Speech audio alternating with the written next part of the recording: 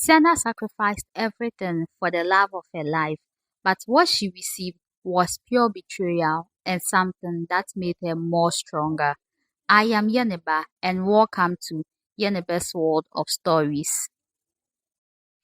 Sena was known in Koforidua as a quiet, hard-working young woman with warm brown eyes and a kind, generous heart.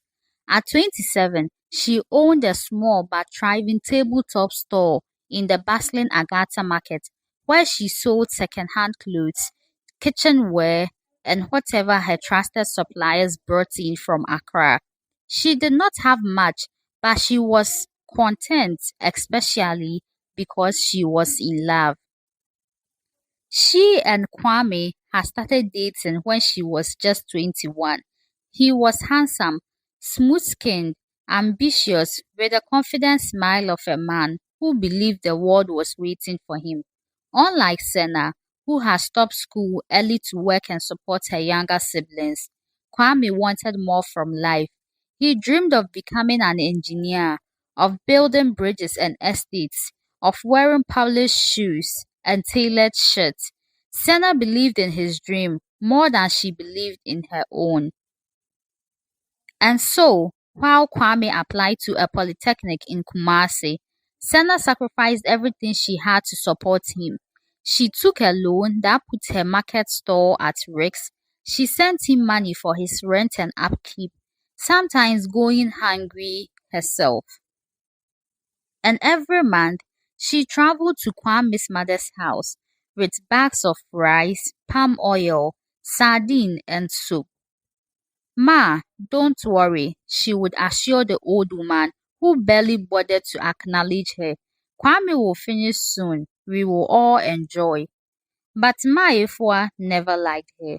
She said Sana was too village, too dirty, always smelling of charcoal smoke and market sweat. Sana ignored the insults. She scrubbed her body with the strongest soaps, rubbed creams to lighten her skin, and braided her hair neatly. Still, the woman called her local girl. 4 years passed. Kwame completed school. Sana's heart filled with joy. Finally, their dreams were about to manifest. She imagined their wedding, the house they would build, the children they would raise. But everything shattered when Kwame returned. He came back from Kumasi not in humble appreciation, but in a tinted car with a well-polished woman named Chantel by his side. Chantel was a fashion designer from Accra, tall, glamorous, with long fake lashes and accent that danced between British and America. Anyhow, she wore heels and perfume, and her nails were long and red. Kwame introduced her proudly. She is my wife. We met at school. She brings class into my life. Something I need for my future. Sena, you are a good person, but too dirty for who I have become. His mother clapped her hands in support.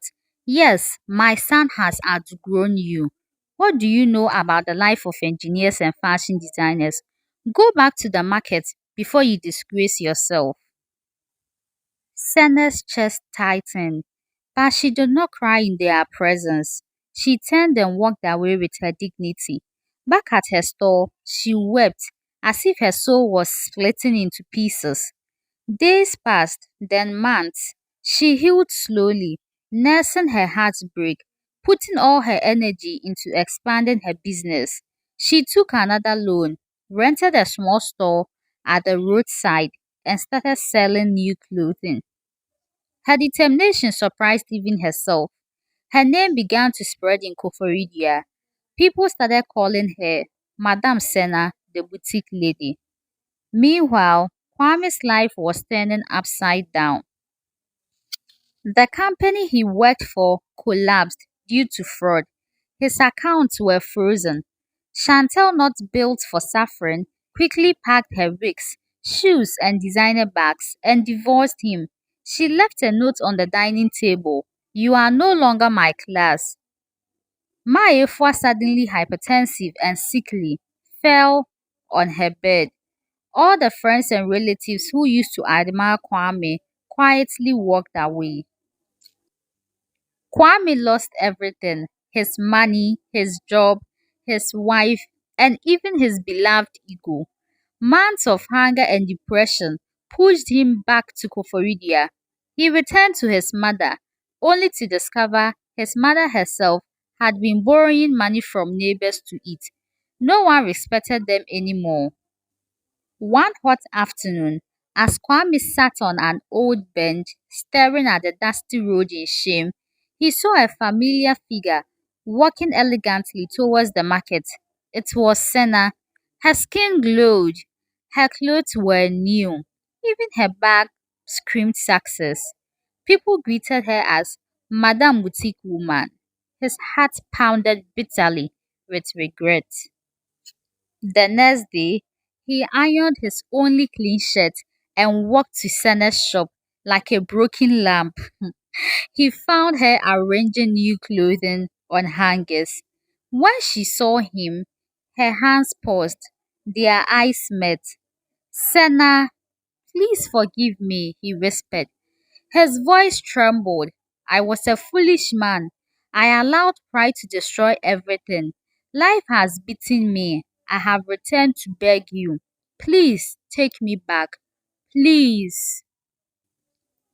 People passing by slowly slowed down to observe the scene. Sana looked at him for a long moment. She remembered everything: the sacrifices, the insults, the betrayal. Then she smiled gently and spoke with a calm, measured voice. Kwame, she said, when I loved you, you said I was too dirty. Now the storm has washed your eyes, so you can see my value. But I am no longer the woman who waited for you with empty hands. I have rebuilt my life. I have found peace. God lifted me up from when you threw me down. I forgive you, but I cannot return to where God delivered me from. Kwame burst into tears. Sena stepped forward, patted his shoulder, handed him a small envelope of money, and said kindly, use this to feed yourself. And remember, never despise a woman who sacrifices for your future.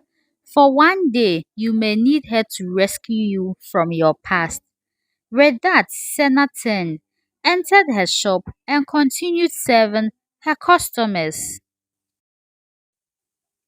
Kwame walked away slowly, shoulders dropped, head lowered, knowing he had lost not just a woman, but a treasure he could never replace.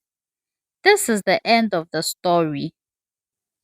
The moral lesson of this story is that never look down on the hands that lifted you up. Pride can destroy the blessings that sacrifice builds.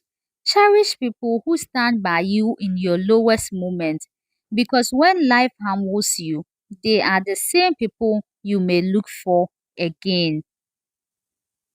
What do you think, or how do you see this story? Please leave your ideas and thoughts in the comment section. Please do not forget to like, subscribe, and share for more amazing stories. It's bye for now.